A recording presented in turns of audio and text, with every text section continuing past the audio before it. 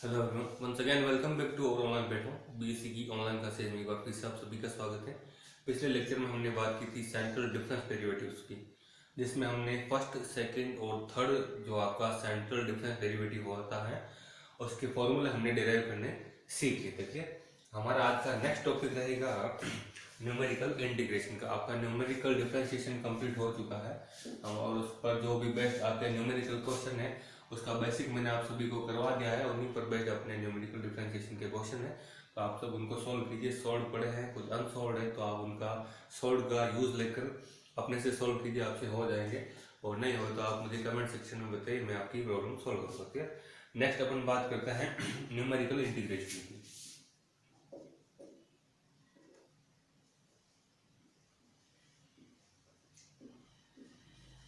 Numerical integration इसका मतलब होता है संख्यात्मक समाकल। संख्यात्मक समाकलन, समाकलन कही या क्षेत्रकलन कही है, एक ही बात है। तो देखिए न्यूमेरिकल इंटीग्रेशन में भी पहले तो अपने डिफरेंशिएशन के बारे में बात कर ली थी, और यहाँ अपने इंटीग्रेशन से मतलब है, तो अपन इंटीग्रेशन की टॉपिक यहाँ पढ़ेंगे। इसका जो फर्स्ट है वो है क्वाड्रेटिव फॉर्मूला। इनके क्वाड्रेटिव फॉर्मूले क्या है, देखिए उनकी बात करते हैं।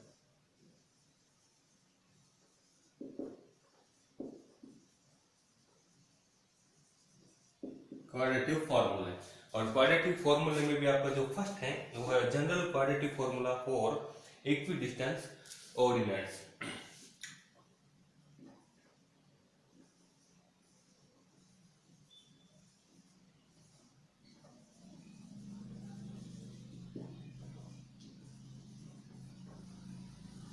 और general quadrature formula for equidistance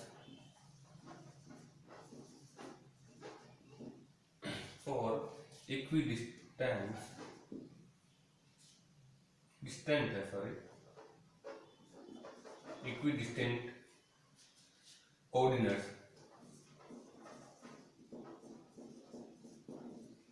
यानी कि इसको हिंदी में कहते हैं समदूरस्थ कोटियों हेतु सामान्य क्षेत्रकलन सूत्र।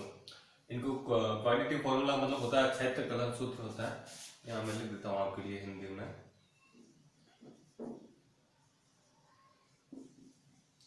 इनको कहते हैं क्षेत्रकलन सूत्र, और इसको हिंदी में कहते हैं समदूरस्थ कोटियों हेतु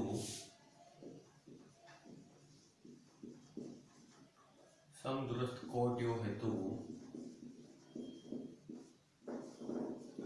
समदूरस्थ कोटियों हेतु सामान्य क्षेत्रकलन सूत्र। सामान्य क्षेत्रकलन सूत्र, ठीक है। इसकी अपन बात करेंगे यहाँ पर। क्या देखिए अपन एक इंटीग्रेशन को लेट कर लेते हैं। Let I be a integration from a to b of y dx, and जहाँ की अपन कह देते हैं y हमारा क्या है, x की टर्म में हमारा फंक्शन है, इसको हम कह देते हैं इक्वेशन नंबर फर्स्ट। जहाँ की आपका ये जो x है वो फंक्शन f(x) का एक वेरिएबल है, और इसकी कुछ वैल्यूज मान लेते हैं x0, x1, x2 and so on with xn, clear. और इंटरवल के साथ मानना चाहे तो x0 plus h, x0 plus 2h, या जिनको आप x0, x1, x2 की ये बात एक है, तो अपन लेट कर लेते हैं। Let x0 plus h, x0 plus 2h, x0 plus 3h and so on x0 plus nh। कितने लिए हमने x0 प्लस nh, तो ये टोटल वैल्यूज कितनी है, देखिए यहाँ है ये 1h है, 2h, 3h डॉट nh, तो n वैल्यूज तो हुई है और एक है, तो कितनी n प्लस 12। ये n प्लस 1 वैल्यूज है, मान लेते हैं किसकी, x की। r n plus r equidistance values r equidistant n plus 1 values of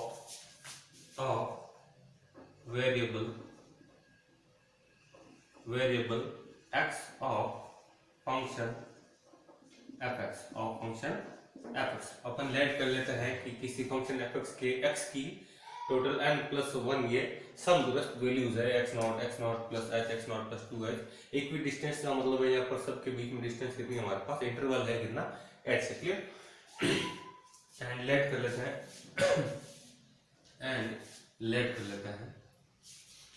यहीं पे लिख देते हैं एंड लेट कर लेते हैं। ये जो फर्स्ट टर्म है इसको मैं कह देता हूँ ये a है, और जो लास्ट टर्म है आपकी x नॉट प्लस nh उसको मैं कह देता हूँ b, clear.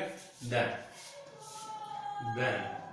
i is equal to जो कि था आपका a टू b, और ये आपका चैन किस में हो जाएगा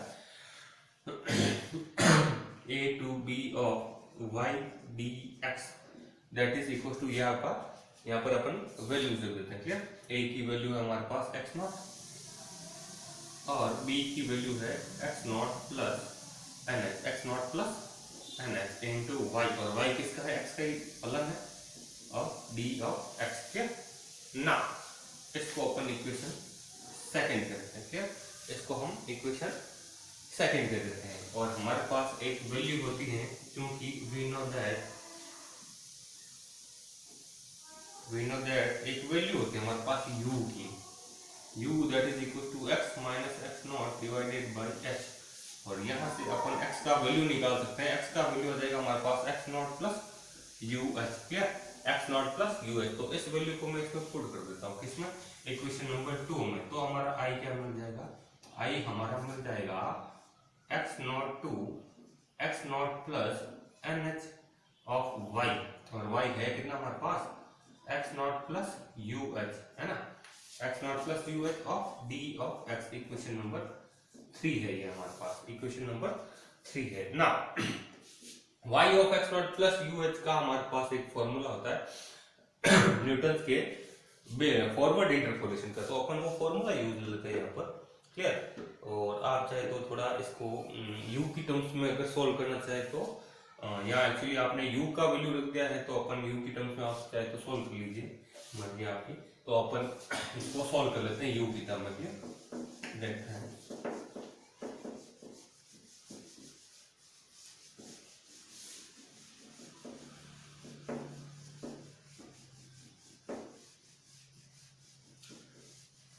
एक्चुअली आप चाहो तो यहीं पर सोल्व कर लीजिए, भले मैं देखिए एक बार इक्वेशन 3 को मिटा देता हूँ यहीं पर, आप थोड़ा एक बार वापस नोटिस करना। हमारे पास वैल्यू कितनी है, x की है x नॉट प्लस u है, मैं एक बार यहीं पर पुट कर देता हूँ, तो क्लियर, यहाँ से यहाँ पर रख देता हूँ। तो ये है हो गया हमारे पास x नॉट, और ये हो गया x नॉट प्लस nh, और y ऑफ x पड़ा है, और x की जगह वैल्यू है हमारे पास x not plus uh, clear, into पड़ा है d ऑफ x, क्लियर। इसको कहते हैं इक्वेशन नंबर 7 ना। देखिए हमने फंक्शन को चेंज किया है u में, तो हमारा x भी किस में चेंज, dx भी किस में चेंज होगा, u में चेंज होगा, क्लियर। तो देखिए अपन यहाँ से यहाँ अपन ने निकाल, तो इसका लिमिट जब चेंज करेंगे u की, तो यहाँ से अपन इसको इंटीग्रेट डिफरेंशिएट कर देंगे, यहाँ से dx आपका कितना मिल जाएगा, ये तो हो जाएगा 0, ये तो हो जाएगा 0 प्लस ये x तो है कांस्टेंट, और इसका मिल जाएगा du, that means h du। इसका मतलब अपन dx की जगह क्या पुट कर सकते हैं, h इंटू du पुट कर सकते हैं, क्लियर ना। तो हमारा i के, अच्छा अपर लिमिट और लोअर, इस केस में हमारे पास लिमिट्स भी चेंज होगी, तो अपन बात कर लेते हैं अपर लिमिट की। अपर लिमिट की अगर मैं बात करूं, तो अपर लिमिट जब हमारे पास x बराबर अपर लिमिट है कितनी, x नॉट प्लस nh, तो इस केस में हमारा u कितना हो जाएगा, u हो जाएगा हमारे पास, देखिए x की जगह वैल्यू पुट कर दीजिए आप, कितनी, x not plus nh, minus पड़ा है x नॉट, डिवाइड बाय पड़ा है हमारे पास h, तो ये x नॉट से x नॉट हो जाएगा cancel, that is equal to nh upon h से h भी कैंसिल हो जाएगा, तो हमारे पास अपर लिमिट कितनी आ जाएगी, n आ जाएगी, क्लियर। इसी तरह से अपन लोअर लिमिट की बात कर लेते हैं, क्लियर। लोअर लिमिट की बात कर लेते हैं, क्लियर। देखिए लोअर लिमिट क्या मिलेगी, लोअर लिमिट की बात करें, लोअर लिमिट हमारे पास x बराबर कितना पड़ा है, x नॉट ही पड़ा है, क्लियर। तो इस केस में u कितना हो जाएगा, x की जगह आपको क्या पुट करना है, x नॉट पुट करना है, that means x naught minus x naught by h करेंगे, तो ये कैंसिल हो जाएगा, हमारे पास लोअर लिमिट मिल जाएगी, 0 हो जाएगी। Then by equation number 2 we can say that i हमारा u की टर्म्स में अगर आप चेंज करना चाहें तो हो जाएगा, लोअर लिमिट कितनी हमारे पास 0 है, और अपर लिमिट हमने कितनी निकाल ली, अपर लिमिट निकाली हमने n clear of y of x था, जिसको हमने u में चेंज कर दिया। यहाँ पर x not plus U H आप यहीं पर लिख दीजिए, x not plus U H into dx, और dx की जगह आप क्या लिख सकते हैं, एच डी यू क्लियर, ये लिख दिया हमने एच डी यू। तो x हमारा कांस्टेंट है तो आप तो बाहर ले लीजिए, तो ये हो जाएगा x into integration 0 to n of y of x not plus U H, x not plus U H of D U of U. इसको कहते हैं हम इक्वेशन नंबर कौन से हमारे पास 3 है क्लियर। नाउ अब देखिए, अब हम यहाँ पर फॉर्मूला लगा देते हैं किसका, Newton's forward interpolation formula, we know that है ना।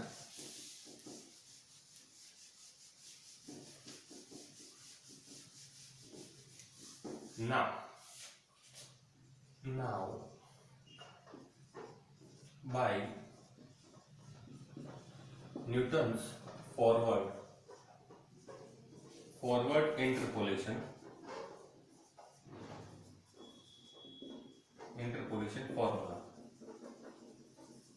Now by Newton's forward interpolation formula अपन यहाँ पर लगा देते तो हमारा I क्या हो जाएगा, देखिए I that is equal to, ये हमारे पास चल रहा है h कांस्टेंट है, बाहर आ चुका हमारा h, और लिमिट चल रही है अपनी 0 टू n, और y of u x not plus U H का अपन इंटरपोलेशन लगा देते हैं यहाँ पर, तो कितना हो जाएगा, ये हो जाएगा हमारे पास y not plus u into u की जगह तो u into del y not plus हो जाएगा हमारे पास plus u into u minus 1 divided by factorial 2 of del square y not plus u minus 1 u minus 2 divided by factorial 3 of del cube of y not plus and so on clear.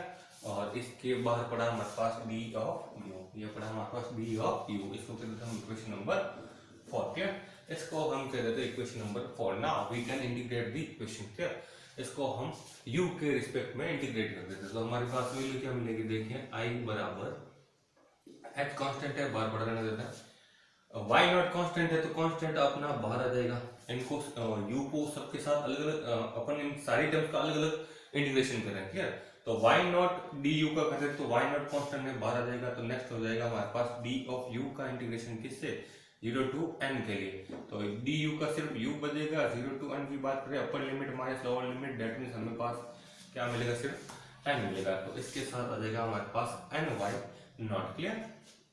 Next term पे चलिए, next term है हमारे पास u into del Y naught. अब del Y naught तो है हमारे पास कांस्टेंट क्लियर, इसको तो पढ़ाने देते हैं, डेल वाई नॉट तो कांस्टेंट है, बाहर आ गया। नेक्स्ट u डी यू, ये u और डी यू का क्या हो जाएगा, एक h बार सबके लिए बार कॉमन पड़ा है, कोई दिक्कत नहीं है, 0 टू n चल रहा है clear. Del Y naught clear, ये और u का इंटीग्रेशन हो जाएगा u square by 2 with limit 0 to n, तो ये डेल वाई नॉट, और ये हमारे पास कितना हो जाएगा, u की जगह अपर limit minus lower limit that is n square by 2 minus 0, यानी कि आ जाएगा हमारे पास 1/2 ऑफ या फिर n square by 2 into del Y naught clear, तो इसकी जगह मैं पुट कर देता हूँ n square by 2 of del Y naught clear. Next term देखिए, नेक्स्ट टर्म हमारे पास क्या आ जाएगी, नेक्स्ट टर्म है हमारे पास u into U minus 1, del square Y naught हमारे पास कांस्टेंट है क्लियर, यहाँ लिख देता है डेल स्क्वायर वाई नॉट, ये तो हमारे पास कांस्टेंट वैल्यू क्लियर। अब देखिए u इंटू यू माइनस 1, इस u का अंदर मल्टीपल ये मिलेगा आपका u स्क्वायर माइनस u और डिवाइडेड बाई फैक्टोरियल 2 भी कांस्टेंट है, बाहर पढ़ा रहे हैं, इसको बाहर देते हैं, u स्क्वायर माइनस u पड़ा है और इसका अपन du यानी कि विद 0 टू n लिमिट के लिए अपन इसको इंटीग्रेट कर देते हैं क्लियर, तो ये del square Y not divided by factorial 2 that means 2 या फिर फैक्टोरियल 2 लिख दीजिए, u स्क्वायर का हमारे पास हो जाएगा u cube by 3 minus u का हो जाएगा u square by 2 with limit 0 to n, और इस केस में जब अपन इसको सॉल्व करेंगे तो हमारे पास del square Y not divided by factorial 2 upper limit minus lower limit करेंगे, तो यहाँ हमें मिल जाएगा n cube by 3 minus n square by 2 minus 0 that means यही मिलेगा, तो ये वैल्यू हमें मिला है प्लस ये हमारे पास वैल्यू आया है n cube by 3 minus n square by 2, n cube by 3 minus n square by 2 of del square Y not divided by factorial 2, ये टर्म हमारे पास आया है क्या। इसी तरह से अपन जब इसके बाद का नेक्स्ट टर्म करेंगे, इसको जब सोल्व करेंगे तो हमारे पास एक क्यूबिक इक्वेशन मिलेगी u की, तो जिसको सोल्व करेंगे तो u पावर 4/4 ऐसा कुछ करके आएगा। और जब अपन उसको सोल्व कर लेंगे तो हमारे पास इक्वेशन जो निकल कर आएगी, मैं उसको डायरेक्ट यूज ले रहा हूँ, वो है हमारे पास, इसको जब आगे वाले टर्म को सोल्व करेंगे तो हमारे पास आएगा n power 4/4 minus n cube plus n square of del cube y naught divided by factorial 3 plus and so on. इसको कह देते हैं अपन इक्वेशन नंबर 5। क्या इसको हम कह दे रहे हैं इक्वेशन नंबर, ये क्या है 5 है। देखिए हमने यहाँ पर u के रिस्पेक्ट में इसको इंटीग्रेट कर दिया, x हमारा जो भी कांस्टेंट है वो बाहर पड़ा है। क्लियर, आई होप आपको इंटीग्रेशन करना आता होगा। 11-12 का ये बेसिक्स है, इंटीग्रेशन कैसे करते हैं आपको अच्छे से आता होगा, और लिमिट्स खोलना भी आता होगा। लिमिट्स अगर नहीं खोलना आता है तो भी मैंने वापस बता दिया है आपको कि जब इंटीग्रेशन हो जाता है तब लिमिट वापस अपर लिमिट माइनस लोअर लिमिट करके खोल दी जाती है। तो यहाँ से हमारे पास ये इक्वेशन निकल कर आ जाएगी ना। अपन एक काम कर लेते हैं, क्या काम कर लेते हैं, देखिए हम यहाँ एक काम ये कर लेते हैं कि हमारे पास जो इक्वेशन निकल कर आई है ना, ये इक्वेशन जो निकल कर आई है हमारे पास, ये इसमें टोटल टर्म्स कितनी होंगी, टोटल टर्म्स कितनी होगी n+1 टर्म्स होगी। कितनी होगी n+1 टर्म्स, क्योंकि हमें पता है ना इसमें कितनी है। हमने 1 से शुरू किया, h1 था, हमारे पास था ना x0 plus h, x0 plus 2h and so on with x0 plus nh, यानी टोटल वैल्यूज कितनी थी n+1। तो ऑब्वियसली उनके इंटीग्रेशन भी कितने होंगे n+1। तो आप चाहे तो यहाँ पर लिख दीजिए प्लस n+1 टर्म तक, ठीक है, n+1 टर्म तक। इसको हम कह रहे हैं इक्वेशन नंबर 5। अब यहाँ पर n की वैल्यूज रखते रहिए आप, 1 2 3 4 5 6 जो भी आप आगे से आगे वैल्यू सोल्व कीजिए, और इनके लिए अपन बहुत सारे इक्वेशंस को आगे क्रिएट कर सकते हैं, जो आगे आपके ट्रोपोसॉइल लॉ वगैरह बहुत सारे नियम हैं जो कि आपके आगे से आगे बनते रहेंगे। क्लियर, तो देखिए, तो नेक्स्ट अपन इसी में बात कर लेते हैं, हमारा जो ट्रेपेजॉइड है उसकी बात कर लेते हैं। हमारे पास है सम इम्पोर्टेंट अप्रोक्सीमेट क्वाड्रेचर, तो उसकी बात कर लेते हैं अपन, यहीं पर कर लेते हैं सम इम्पोर्टेंट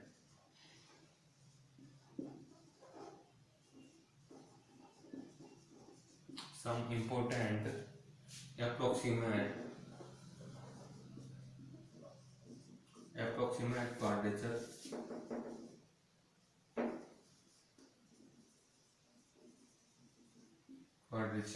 और उसके फॉर्मूला है यहाँ पर, फॉर्मूला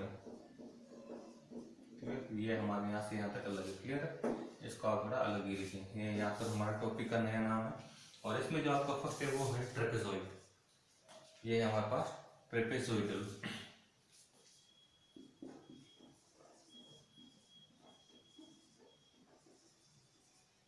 इसको कहते हैं ट्रेपेजॉइडल, या फिर इसको कहते हैं समलंबीय, इसको कहते हैं समलंबीय, है ना, या फिर समलंबीय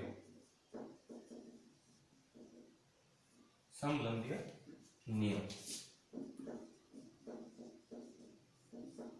या फिर ट्रेपेजॉइडल लॉ। तो देखिए इसमें क्या है, हमने जो इक्वेशन 2 निकाली थी, क्लियर, इक्वेशन 2 हमने जो निकाली थी उसमें अपन क्या करेंगे, एक बार इसका मैं स्टेटमेंट लिख देता हूं ताकि हमें प्रूव करने में आसानी हो। स्टेटमेंट, और इसका स्टेटमेंट कुछ ये कहता है कि हमारे पास फॉर्मूला निकल कर आएगा x0 से x0 प्लस n किसके लिए, y के लिए, जो कि निकल कर आएगा हमारे पास बहुत ही सुंदर सा फॉर्मूला है h into 1/2 of u0 plus un, या फिर y0 plus yn plus y1 plus y2 plus y3 plus and so on with yn-1। ये फॉर्मूला यहाँ से निकल कर आएगा। आप n की जगह 1 2 3 जो भी इस इक्वेशन में रखेंगे तो इसको प्रूव करना। देखिए ये तो इसका स्टेटमेंट है, मतलब इससे ये बन जाना चाहिए। क्लियर, तो हम प्रूव करने की बात करते हैं, तो मैं यहीं पर इसका प्रूफ करना शुरू कर देता हूँ। तो मैं एक काम कर रहा हूँ कि मैं जो इक्वेशन नंबर हमने निकाल ली है 4 कह दीजिए, या फिर कौन सी काम मिली अपने 5 भी काम मिली है। इक्वेशन नंबर जो आपने 5 निकाल ली है इसमें मैं n की जगह 1 पुट कर देता हूँ, और जो स्क्वायर और जो भी हाई टर्म्स है उनको नेग्लेबल मानकर छोड़ देना है। ठीक है, ये यहीं पर इसी तरह से ये लो काम करता है। यहाँ पर जो हाईएस्ट टर्म होगी ना उनको अपन क्या करेंगे, छोड़ देंगे, आगे से छोड़ते रहेंगे। क्लियर, तो देखिए मैं यहाँ पर एक लाइन लिख देता हूँ, put n is equal to 1 in equation 5, put n is equal to 1 in equation number 5 and leave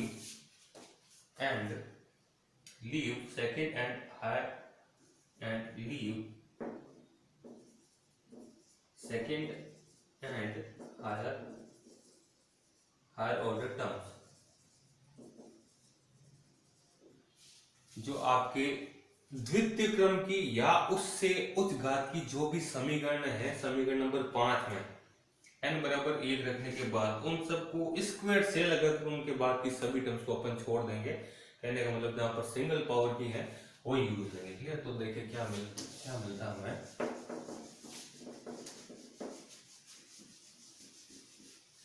एक बार हम इक्वेशन 5 रख ले रहे हैं, ठीक है, इससे थोड़ी हमें आसानी हो जाएगी। तो देखिए क्या मिलेगा, हमने रखा है n इज इक्वल टू 1, और अपन इंटीग्रेशन तो हमने यहाँ पर कर दिया है, पर हमारा जो इंटीग्रेशन एक्चुअली चल रहा था वो चल रहा था x नॉट से, हमने जो इंटीग्रेशन कर दिया ये है हमारा 0 टू n कह दीजिए, या x नॉट प्लस nh कह दीजिए। तो मैं इसको ब्रेक कर सकता हूँ इसको, क्योंकि हमारे पास जो x नॉट से x नॉट प्लस nh के बीच में भी तो वैल्यू थी, तो इसको मैं x नॉट से x not plus h plus x not plus h से x not plus 2h plus x not plus 2h से x नॉट प्लस 3h, और ऐसे करके मैं इसको कह सकता हूँ x not with n minus 1 of h से x नॉट ऑफ nh। यहाँ पर मैं इसको ऐसे ब्रेक कर सकता हूँ। क्या, तो कहने का मतलब जब अपन फर्स्ट इसका n is equal to 1 put करेंगे तो हम इंटीग्रेशन काम ले लेंगे x not to x not plus h के लिए, समझ रहे हो ना। तो यहाँ पर अपन इसको पुट कर देंगे। तो देखिए हमारे पास इंटीग्रेशन क्या निकल कर आएगा। एक्चुअली इक्वेशन नंबर 5 हम इंटीग्रेट कर चुके हैं, पर इंटीग्रेशन के इधर हमारा क्या चल रहा है, इंटीग्रेशन आई हमारा क्या चल रहा था बाई, जैसे कि आप 2 एंड 5 कह दीजिए। कहने का मतलब तो आई आपका था क्या, आई आपका ये तो था x not plus x not to x not plus nh, है ना, जो कि था y dx। तो आई की जगह अपन इधर ये रख दीजिए। क्लियर, और उसके लिए आप काम करते रहिए n इज इक्वल टू 1 के लिए। क्लियर, तो हमारे पास क्या मिलेगा, देखिए मैं इधर के लिए बात कर लेता हूँ, यहाँ से आई हट जाएगा, आई की जगह ये रखा है, उसमें भी n की जगह आपने एक पुट किया है, तो इंटीग्रेशन निकल कर आएगा x नॉट से x नॉट प्लस h के लिए, x नॉट प्लस h के लिए, क्लियर, बराबर of y dx, that is equal to, इधर आप इंटीग्रेट कर चुके हो, और बाहर हमारे पास h पड़ा है। क्लियर, और n की जगह आपने पुट किया है 1, तो ये हो जाएगा 1 into Y naught, that means Y naught plus n square, यानी 1 का स्क्वायर 1 ही होता है, डिवाइडेड बाई 2 पड़ा है, और डेल वाई नॉट पड़ा है। और हायर टर्म्स हैं जो भी n क्यूबिक की, वो हमने क्या किया है आपकी n की नहीं सॉरी डेल की, जो भी आपकी हायर टर्म्स हैं इसकी डेल की जो हायर टर्म्स है 2 के बाद की, उन सबको नेग्लेबल मानकर छोड़ देना। Clear, second and higher order terms of del के दिए है ना, ऑफ डेल ऑपरेटर, तो आपको थोड़ा ज्यादा सहूलियत होगी। क्लियर, तो हमने उनको नेग्लेबल मानकर छोड़ दिया। That is equal to h of y not plus 1/2 हमारे पास पड़ा है, और डेल y नॉट इसका आप खोल दीजिए, यह हमारा फॉरवर्ड डिफरेंस है ना, फॉरवर्ड डिफरेंस का फॉर्मूला लगा दीजिए, हो जाएगा y1 माइनस y नॉट हो जाएगा। क्लियर, क्योंकि हमारे पास फॉर्मूला होता है ना del of fx that is equal to f of x plus h minus f of x, या फिर आप कह दीजिए del of yx that is equal to y of x plus h minus y of x, है ना। और यहाँ पर आप पुट कर दीजिए n की जगह, यहाँ पर आप पुट कर दीजिए h की जगह हमारे पास है कितना 1 है, तो ये हो जाएगा हमारे पास 1 माइनस 0, ये हो जाएगा डेल का वैल्यू। तो देखिए यहाँ से हमारे पास इंटीग्रेशन कितना आ रहा है, इंटीग्रेशन आ रहा है हमारे पास 2, तो ये हो जाएगा 2y not plus y1 minus y not, plus का y 2y नॉट माइनस का y not that is plus का y नॉट, और डिवाइडेड बाई 2 पढ़ा तो उसको अपन बाहर ले लेते हैं, क्लियर। इस 2 को हमने ले लिया बाहर, एलसीएम लेकर अंदर बचेगा y0 प्लस y1, क्लियर। इसको हम क्या दे रहे हैं, इक्वेशन नंबर, इसको हम 6 कह देते हैं, क्लियर ना। इसी प्रकार जैसे कि अपन आगे से आगे लिखेंगे, हमने लिखा है इस बार हम रख देते हैं n इज इक्वल टू 2 रख दिया हमने, put n is equal to 2 in equation 5 and leave, इस बार आपने सेकंड की जगह कौन सी, थर्ड वाली, थर्ड से और higher, and leave third and higher order terms of del operator. तो देखिए हमें क्या मिलेगा, यहाँ से आ जाइए आई, यानी कि यहाँ से मिलेगा x नॉट प्लस h है, तो इस बार nh था, n की जगह आपने 8 पुट कर दिया, तो इस बार हो जाएगा 2h, x not of 2h of y dx that is equal to, हमारे पास रिजल्ट क्या निकल कर आया, y नॉट प्लस y1। किसके लिए काम किया, जब 1 के लिए, 1 के लिए काम किया तो नॉट और 1 आ रहा, तो 2 के लिए करेंगे तो 1 और 2 आ जाएगा। तो इसी प्रकार यहाँ से हम कह सकते हैं h/2 ऑफ यहाँ से निकल कर आ जाएगा हमारे पास y1 प्लस y2 आ जाएगा, क्लियर। और इसको हम कह देते हैं क्वेश्चन नंबर कौन सी है, 7 में। इसी प्रकार हम आगे से आगे सॉल्व करते रहेंगे। देखिए मैंने इसको डायरेक्टली इसको सॉल्व किया हुआ हमारे पास, तो इसको भी अपन जब आगे से आगे ऐसे सॉल्व करेंगे तो हमारे पास एंड में ये वैल्यू निकल कर देखिए। तो देखिए क्या बचेगा, इसको इरेज कर लेते हैं। तो देखिए इसी प्रकार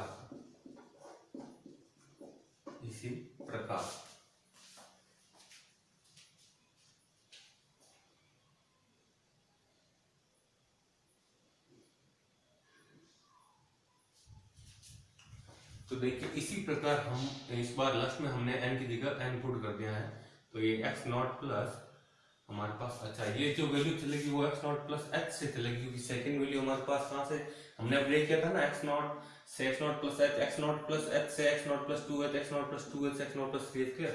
तो इसकी जो वैल्यू चलेगी x नॉट प्लस nh तक, वो यहाँ पर हमारे पास क्या आ जाएगा, x not from n minus 1 into h to x not plus nh तक चल जाएगी, clear. Of y dx that is equal to हमारे पास बच जाएगा n/2 ऑफ y, कितना हो जाएगा हमारे पास, लास्ट जैसे 2 के लिए निकाला है तो 2 आ रहा है, और जो वैल्यू है वो एक कम है, क्लियर। तो n के लिए निकालोगे तो ये तो आएगा y n आएगा, तो ऑब्वियसली ये कितना आएगा, n-1 ही तो आएगा। इसको कह देते हैं इक्वेशन नंबर 8। नाउ हम इक्वेशंस को ऐड कर लेते हैं, 6 to 8 हमारे पास 6 7 इनके बाद की वैल्यू आएगी 3 4, ऐसे करते करते कितना n तक हमने ऐड किया, क्लियर। तो हम ऐड कर देते हैं, क्लियर।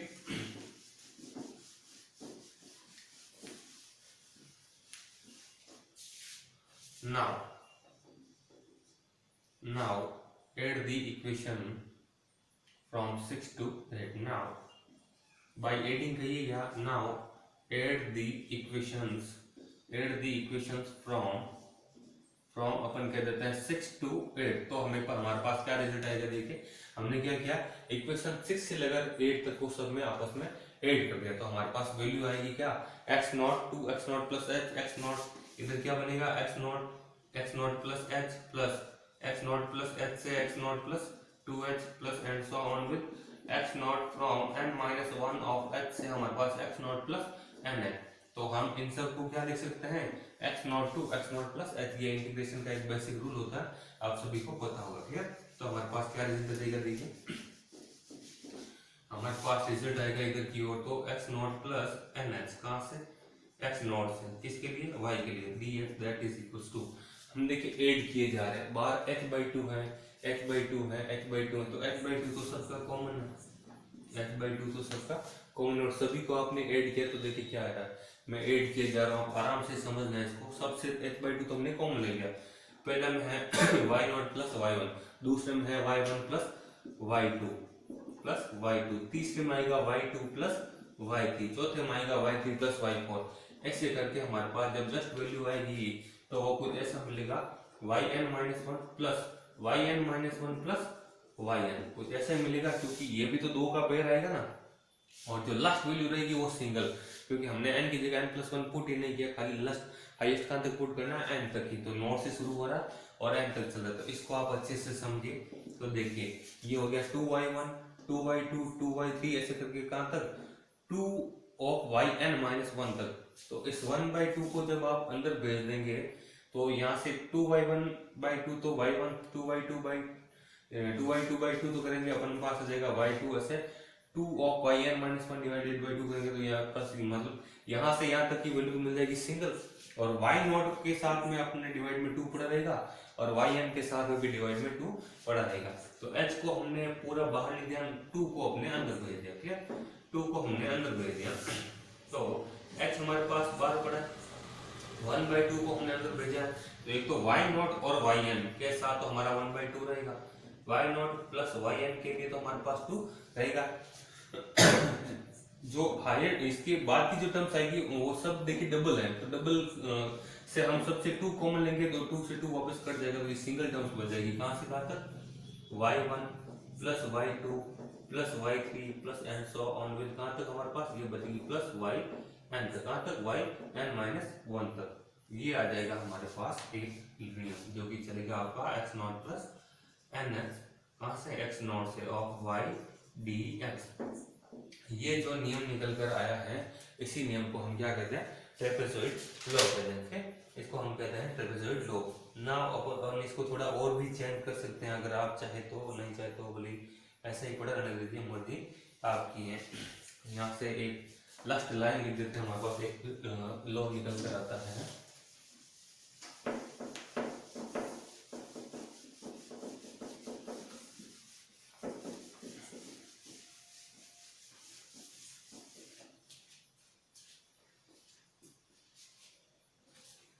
तो देखिए यहाँ से क्या नियम निकल कर आता है। यहाँ से हम कह सकते हैं इसको अगर अपन x नॉट को अगर मैं x नॉट को तो x नॉट ही पड़ा, x नॉट को मैं x1 कह दूं और x ऑफ हमारे पास x नॉट प्लस nx को अगर मैं xn कह दूं तो हमारे पास ये मिल जाएगा x1 to xn of y dx that is equal to y। ये इक्वेशन आएगी h/2 या फिर h इंटू हमारे पास क्या मिलेगा, ये मिलेगा हमारे पास 1/2 of y not plus yn into plus y12 लगाकर हमारे पास yn माइनस 1 तक की इक्वेशन मिलेगी। क्लियर, या फिर मैं लास्ट में काम और कर लेता हूँ कि मैं इसको और ये भी कह सकता हूँ, ये इसको मैं a to b भी लिख सकता हूँ, क्योंकि हमारे पास हमने जो लास्ट रिजल्ट दिया था उसमें हमने x नॉट को a लिखा था, x नॉट प्लस n को हमने b लिखा था, तो a to b भी आप कह सकते हैं। तो आप इसको ऐसे भी चेंज कर सकते हैं। इस केस में हम इसको क्या कह सकते हैं, हमारे पास एक रिजल्ट निकल कर आएगा तो इसको हम कह सकते हैं कि अगर a to b के लिए चल रहा है ये, तो ये a to b of y dx को हम कह सकते हैं h इंटू ये y नॉट और yn क्या है हमारे पास ऑर्डर है किसके, फर्स्ट एंड लास्ट ऑर्डर है। तो ये एवरेज हो गया दिस प्लस दिस बाय 2, मतलब ये इनका क्या हो गया एवरेज वैल्यू हो गया ना, ये हो गया एवरेज वैल्यू। तो मैं आपसे कह सकता हूँ average of first and last term, first and last term. Clear, plus हमारे पास नेक्स्ट हो जाएगा सम, किसका, सम ऑफ ऑल मिडिल ऑर्डर्स।